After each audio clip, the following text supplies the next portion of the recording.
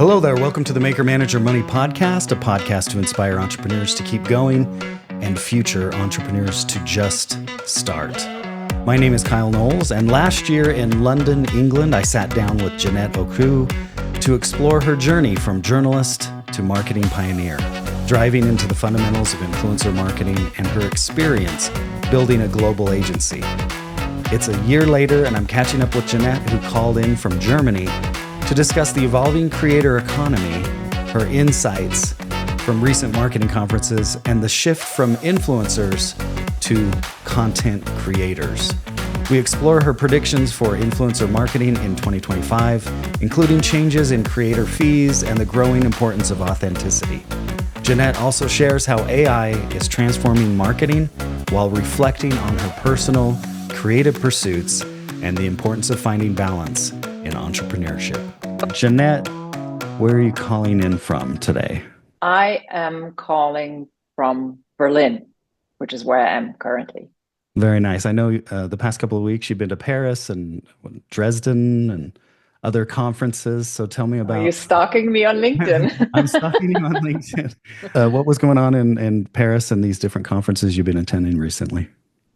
Yeah, so Paris was actually I think for this year was my highlight conference because it was an influencer marketing conference where everything just was about influencer marketing. And I think there's another one in the UK, similar, also focus influencer marketing attached to an affiliate marketing conference from Hello Partner. But this one had a European focus. It was really interesting. It was for creators and also for marketers or technology providers.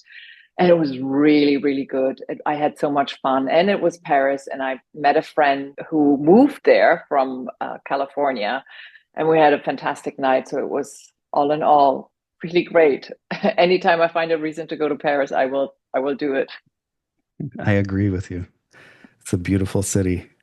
I wanted to ask you, I remember last time we talked in London a year ago, a little over a year ago, you talked about this idea of brand ambassadors and influencers and how the shift is moving from the term influencer to content creator.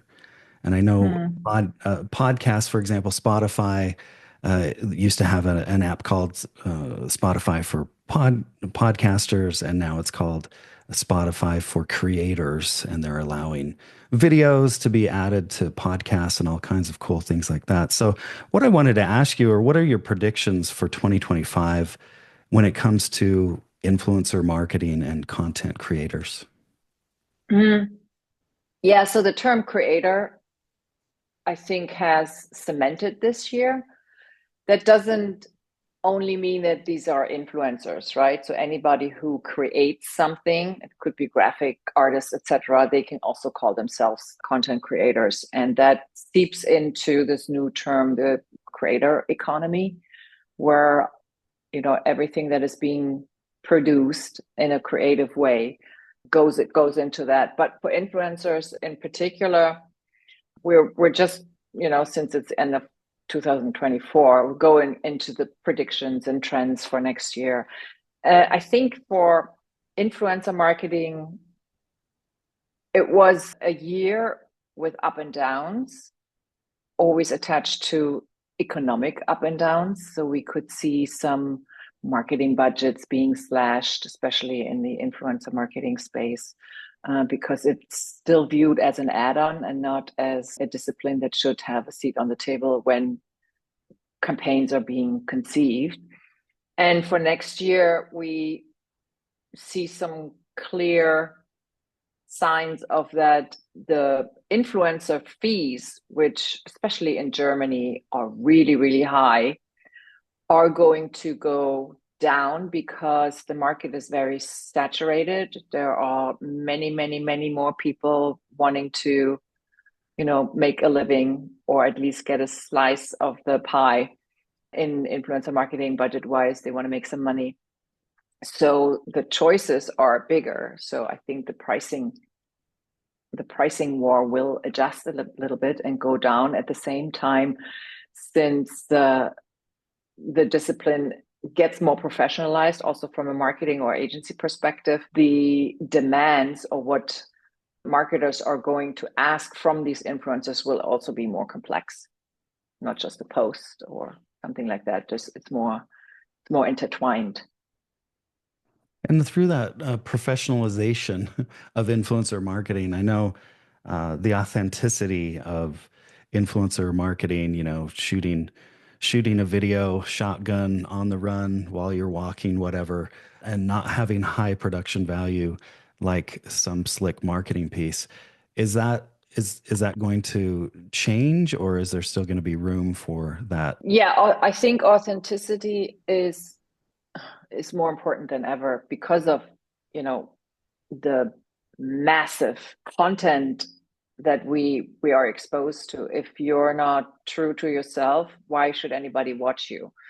Now, the on the run things, I think that's just one aspect. There's other content that can be very authentic, that is highly produced. But I concur with you that stylized, impersonal content that looks scripted and looks like it's coming from a brand won't fly. People buy from people, and it needs to sound as if this comes from the person, because they obviously follow somebody because of the content that they create, and that's the authentic content. And if all of a sudden there's a partnership with a brand going on and it sounds completely different because the brand is so uptight that they want to dictate everything, then it's not going to resonate on, and the performance of those posts or the revenue or conversions that they want to get, they won't get it at all.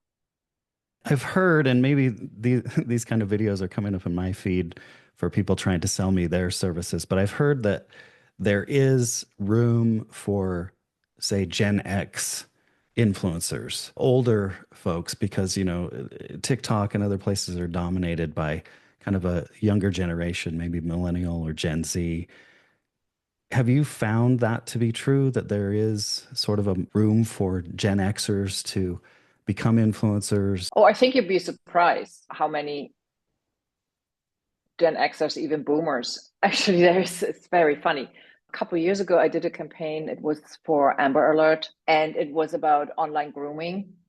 And Amber Alert did a European-wide campaign, and it was basically in the style of BTS dance. Those trending dances was a TikTok campaign, and we worked for the German market with a group of influencers, and they were all retirees. They were all way over 70. And that's on TikTok. So also there, a lot of people are older now. So even boomers have a chance, because this is a group of people who have disposable income. So if you can sell your product to an older generation, you should not leave that out and not always have the young people be presented. I mean, that's the problem for me personally.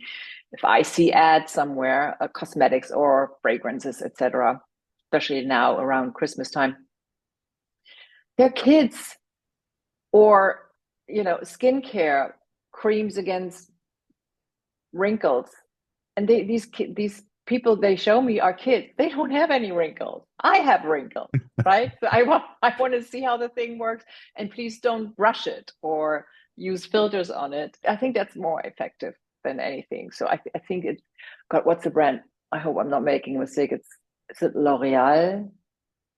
Could be, but maybe I'm mistaken. So they have these big celebrities around the corner in the drugstore, and I think they're global, so they're everywhere in the world. And they have Helen Mirren. I remember Helen Mirren because they have her on the ad, which I love, older woman. But then they have airbrushed her or photoshopped her so much that there's not a single wrinkle on that woman. And I know that not to be true, because we see her also in videos online, Right. and woman has wrinkles, which is natural, right? So yeah, I guess I'm getting completely off topic here. No, it's completely on topic. Yeah, we're just talking about producing either this high quality, glitzy, photoshopped, kind of very slick, and you immediately kind of it's kind of like the banner blindness of the 90s and 2000s when you wouldn't really look at ads because every website had kind of that banner going and you wouldn't really pay attention to it. But a lot of times Hmm. we can immediately tell if someone is trying to sell us something, right? And so I think that's where UGC and influencers kind of have the upper hand because they can make it so quickly and less slick, and it seems more authentic and things like that. Thanks for your answers for that. So if there are any Gen Xers or baby boomers out there that want to get into influencer marketing, what would your advice be to them? Pick your niche. And quite honestly, I would say the same thing to the young people. You shouldn't do it because you want to make money. It's That's not going to work. Because how do you want to? You should do this because you have interesting things to say or show, and then the other thing will happen or not. You need to have knowledge about how the platforms work, etc. But if you want to do this to from the get go say, okay, I want to make money, then oh gosh, that's hard because you need to build your community, and that is hard work. I'm actually glad I'm not an influencer because the struggle is real. Yeah, yeah, that's a lot of time and effort with no immediate reward, no immediate paycheck, and building an audience. And so you're putting a bunch of videos out there, hoping that maybe someday you can build an audience, but you just never know if it'll pick up or not. I was going to ask you about your cat. Oh, my cat. Your stress ball. You talked about having your cat around. Yes, You don't have a stress ball, you have a cat. And how I is have a your cat? stress cat. Yeah. Cat is great. He's the fluffiest thing, and I think he thinks he's a dog because he fetches balls, etc. He also, I think, over the last month, he is much more talkative. So he speaks to you, he argues with you. You can, stand in front of him, look at him, and say something to him, and he talks back. Amazing. So I think that our Is that daughter talked us into getting a cat. I think that was the best thing. And my husband, who was completely against it in the beginning, I don't like the cat. I don't like the cat. I hate the cat. Hey, buddy, what do you need? And in the evenings, they sit side by side, and we all watch TV. It's just really cool. okay? So your husband's best friend is a cat, not a dog, then. Yes. Very nice. And speaking of your daughter, how is your daughter? Did she start university?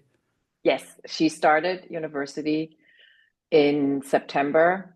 She was very anxious. She did not know if London was the wise decision because it's such a big town, and she was thinking maybe I'm robbing myself of a university experience, a true university experience, by not going to a university town because she also was pre-accepted at in Birmingham, Hmm. which I thought would have been probably really great. But whenever we talk now, she said she's so happy, and she did struggle in her last 2 years when she went to Oxford to finish her high school, basically. So she was in boarding school, and because of the people she met there, and it wasn't her type of people. 100%, some yes. And I said to her, a university will be different because there will people from all kinds of different walks of life, and you can choose who you want to hang out with or who you want to become friends with. I'm glad to hear it all worked out. Very, very stressful, but I remember she was preparing for exams and everything last year and taking exams and getting ready to apply to university. So I'm glad it all worked out. On your LinkedIn profile, it says that you do influencer and AI marketing. Let's talk about AI Mhm. marketing for a bit. What does that mean, AI marketing? Well, it's basically utilizing AI for anything that you do. It also plays a big role in influencer marketing because there are a lot of tools that allow the marketer, but also the creator to streamline their content creation or their campaigns, campaign flow, anything that you can imagine. You do research, you do trending. So AI plays a role in it. And then if you do your own marketing, you can use also all kinds of tools down to podcast recording and editing, right? Exactly. As a fellow podcaster, you understand these tools. What are some of the tools that you use most often for as far as AI goes when doing marketing? Well, you have obviously the usual suspects, ChatGPT, Claude. I've tested them all. And for a while, Claude was my favorite just because linguistically it was very sophisticated. But I think ChatGPT has improved a lot. So I use, when I do my podcast, the summaries, etc., and then I want to write the summaries in my tone of voice. The one that Riverside, for example, proposes to you is not my tone of voice, so I need to change it, and then deriving messages from it, etc. But also, I have to say, business-wise, what makes sense? A lot of companies, getting all these tools, but they're not really using them in the correct way, so that's a waste of money. You need to from the get-go not saying, okay, I'm doing AI in my sales strategy or in my marketing strategy or my email marketing, etc. When the actual question should be, what's the problem I want to solve? Why am I doing it? And it should always gear toward your customer. So, and then are there problems, issues that I need to solve? And if so, how can AI help you do this faster, better, and more efficient? Yeah, it makes sense. I totally agree. It's almost all the way back to the early days of computing, and that's garbage in, garbage out. And I Yeah. feel like a lot of people don't understand that. It's still about the data, and the data is the questions that you ask and the strategies that you have before you even approach AI to help you. And I think people lean on AI to come up with strategies and come up with questions and rely on it too heavily and can get bad results because of that.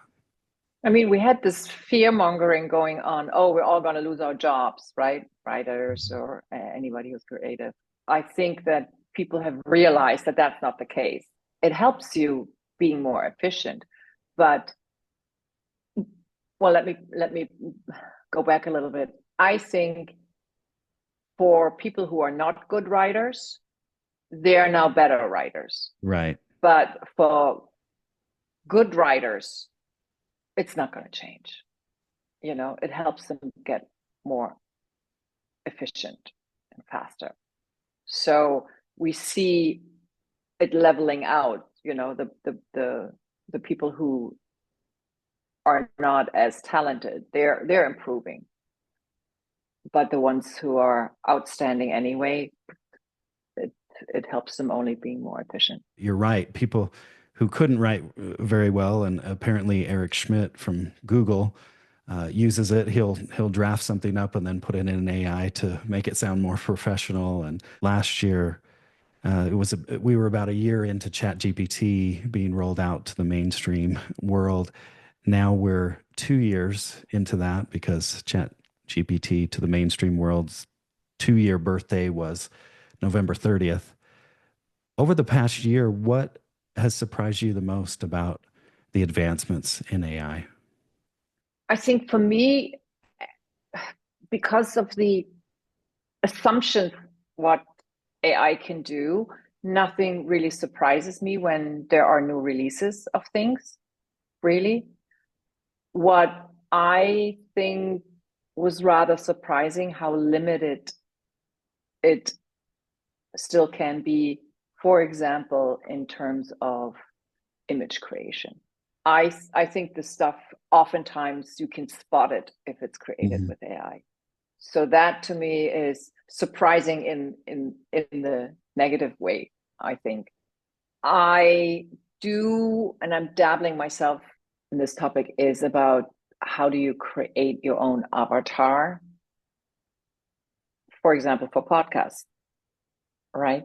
And I've tinkered a little bit with Hey Gen because it's integrated in Mhm. Canva.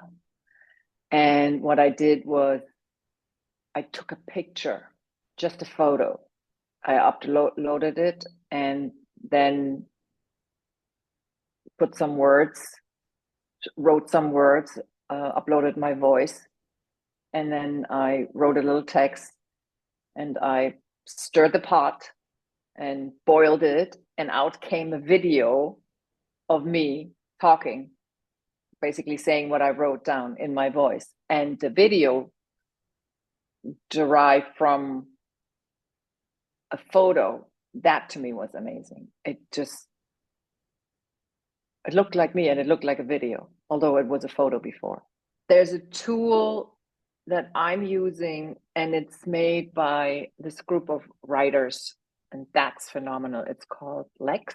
It's LEX, really cool. Lex. Mm-hmm. Okay. Yes. And they basically, you have an idea, you write a little outline, and then you can ask it if there's anything missing or if they suggest additional stuff, then they help you drafting the outline. And then when you write it, or they help you also write it, they finish to write it. It's all from a writer's perspective, and so it's cohesive. If Wow. it's an article or a book or anything or white paper, so it's really good. One last thing I want to talk about is, have you had a Twix since I last saw you a year ago?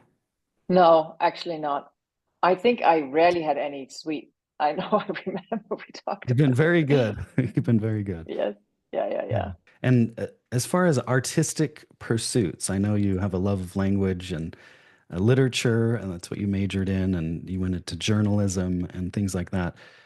Are you doing any artistic personal pursuits? I'm knitting. Okay. Knitting. Although with the move and work, etc., I don't get to do it often because it takes up time. But I chose to make this sweater, which I think was it's just so beautiful. Even my mother says, "Oh yeah, that's beautiful," but it's so complicated because you have to count and stay focused. But this one is the first one where it's like, you knit it in one piece from the top. It's called raglan, and then with like you have to count it, and then different colors. It's This one is complicated. Ugh. It feeds your artist's side. I guess for now, I used to draw. I used to sew. I had my own fashion line. That was good, but I'm not doing it. I think it's about really the time, Mhm. to put in the time. And I think very, I've a lot of things in my head, work-wise, that I have to do, and then the family and all of that. I think I push that back because it's not as important, I think, although it probably should be more important because it helps to get your juices flowing. That's the other thing, right? For sure. And last question I have for you, Jeanette, is do you have any book recommendations over the past year? Has there been any books or podcasts that you would recommend to aspiring entrepreneurs? Oh, actually, no, because I have not gotten around to really dig into books. And podcasts also less because again, my work commute is very short. And on this commute, using public transportation, I'll read emails and answer emails. Mhm. But Well, I I would still think always recommend my favorite book, which is Master Margarita by Bulgakov. So if I don't, if I cannot recommend anything new, then I would recommend something older, which I think is still really relevant today. I've downloaded it to Audible, and I'm committed to reading it before we speak again, for sure. So I love that answer simply because I think a lot of people spend so much time with inputs and thinking they need more and more inputs. I need to keep learning and reading and listening to podcasts. But my focus for 2025 and for the past couple of months has been output, meaning ideas, the things that I want to do. I've had plenty of inputs in my 56 years on the earth, and it's time to focus on outputs. Yeah, definitely. Awesome. Well, thanks so much for being on the podcast, Jeanette. I really appreciate you taking some time today. Thank you, Kyle. Always a pleasure.